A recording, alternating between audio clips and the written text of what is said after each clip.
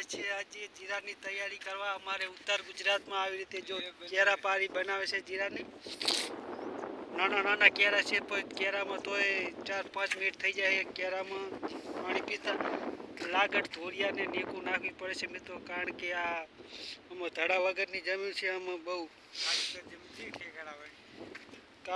આમાં ઢેફા બહુ ગાગડી રહી ગઈ છે। રોટાવેટર આવ્યું હતું પણ એમાં થોડુંક ગારો હતો એટલા માટે ઢેફા રહી ગયા છે, ગાગડીઓ નાની નાની રહી ગઈ છે। અને હવે જીરામાં પહેલું પાણી કાલ પાવાની શરૂઆત કરવાની છે મિત્રો। અને બીજું 10-15 વીઘાનું જીરું ઉગીને કમ્પ્લીટ તૈયાર થઈ ગયું છે, એને હવે 20 દિવસ પછી ત્રીજું પાણી દેવાનું છે।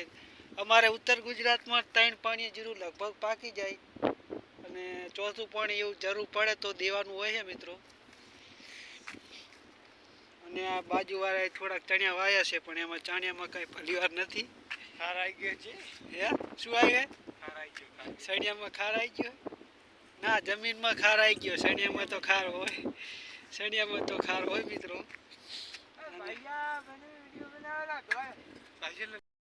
બનાવ બોલો બોલો ને, એમને એમ તો હાવ બોલે। જીરું પૂખવાની તૈયારી છે। આ પાવડેથી જે કાયા ભાગ્યો એમાં થોડું થોડું માટી લઈ ગઈ, એમાં ધોરિયામાં ચડી ગયું એટલે બીજી વાર નાખીએ છીએ દોસ્તો જીરું। અને હવે આપણે જે કાયા થયો હોય પાવડે એ બુરવાના છે આજે। અને હવે આપણે સાલા સાહેબ એમ કે ધંધે લાગુ, આ એમને પારીએ નાખશે। ડ્રાઇવિંગ એમનું સારું છે, જો સીધી લીટીની જેમ થાય છે ત્યારે। અને એમને ઓલી સાર વેચવાની મિત્રો, હું તમને થોડા સમય પછી સાર બતાવીશ અને એમનો વિડીયો મૂકીશ। તમારે જેને લેવું હોય તે ઉત્તર ગુજરાતમાં ગુજરવાડા ગામ છે ત્યાં આવેલું છે। અને એમનો મોબાઈલ નંબર છે 85 110 51 335। જેને લેવો હોય સાર લેવો હોય એ આવી જાય।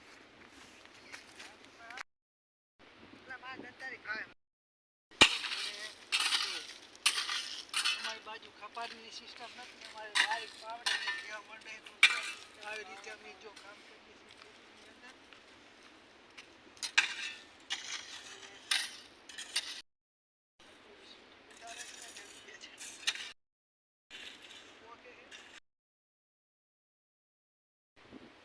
તો મિત્રો તમે જોઈ રહ્યા છે આ અમારા આખી વાડીનો નજારો જુઓ।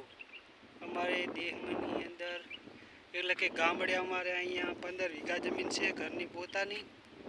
હજુ પાણીની કોઈ સગવડ થઈ નથી એટલે એમને કુદરતી મોલ લઈએ છીએ મિત્રો। આ વરસાદ પહેલાં આમાં અડદ હતા અને વરસાદ ચોમાસું પાકમાં આમાં અડદ હતા અને શિયાળામાં અત્યારે ચણિયા વાવ્યા છે। જો મિત્રો ચણિયા સારા છે, પાયા વગરના છે। તો મિત્રો અમારા પપ્પા એમને આમાં તુવેર વાવી છે। જો તુવેરમાં કંઈ બહુ એટલું બધું હતું નહોતું એટલે ચણિયાનું વાવેતર કરી દીધું, વચ્ચે ચણિયાની હારું કરી નાખી છે મિત્રો, એટલે 2 મોલ થઈ જાય। જુઓ દોસ્તો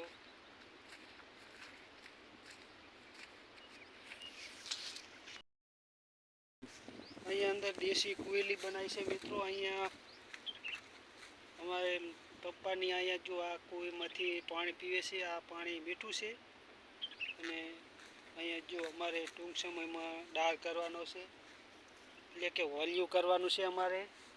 આ બાજુ પણ એક બીજી કૂવો બનાવ્યો છે જો દેશી રીતે, અને આ બાજુ 2 કૂવા છે મિત્રો। અહીંયા દિવસ દરમિયાન અહીંયા પાણી ડબલામાં ખૂટે તો અહીંયા ભરવા આવે છે અમે।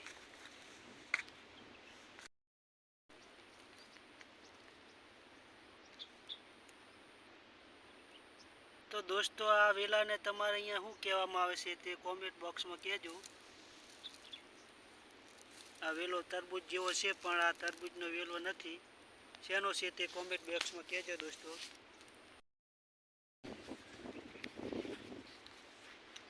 સો નમસ્કાર દોસ્તો, કેમ છો બધા મજામાં? તો સ્વાગત છે તમારું એક નવા વિડીયોમાં। તો વિડીયોમાં છેલ્લા સુધી બન્યા રહેજો, હું નાનામાં નાની માહિતી તમને આપતો રહીશ મિત્રો। તો આ છે અમારું બાપ દાદાનું ખેતર। એમાં અમારે પપ્પાએ અટાણે શિયાળુ રવિ પાકમાં ચણિયાનું વાવેતર કર્યું છે। જુઓ મિત્રો ચણિયાને લગભગ ફૂલ આવવાની શરૂઆત થઈ ગઈ છે। જુઓ મિત્રો આ છે અમારા પપ્પાનું એટલે અમારું ખેતર। બાપ દાદા વખતનું 15 વીઘા મારી જમીન છે મિત્રો. અને હવે લગભગ ચણિયામાં ફૂલ આવવાની શરૂઆત થઈ ગઈ છે.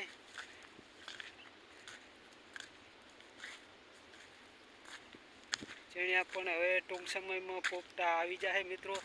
અને અમારે અહીંયા ખેતી પાણી વગરની થાય છે મિત્રો.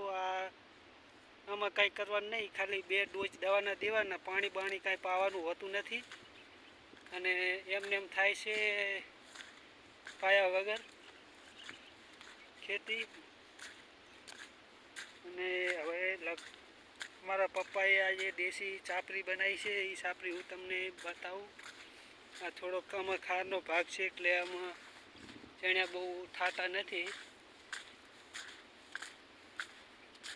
જો મિત્રો, અને આ એક નદીનું ધોવાણ ના થાય એટલા માટે અમે લોકોએ આ એક અલગ જમીન કાઢી નાખી છે. આમાં હવે અમારે ઘઉં કરવાની કહેતા હતા, વાવ્યા કે નહીં આપણે જોઈ લઈએ મિત્રો. જુઓ, આ એક અમારે અલગ કટકું છે 2 વીઘાનું, એમાં હજુ ઘઉં કર્યા નથી.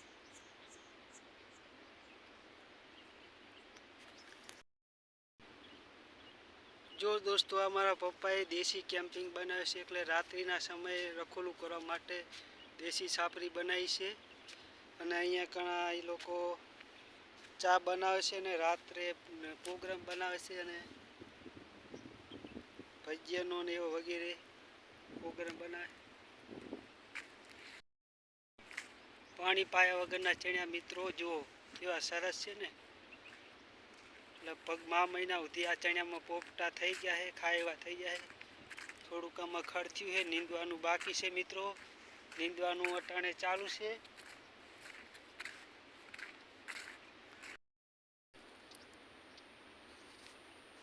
આ કારેંગાનો છોડ છે મિત્રો.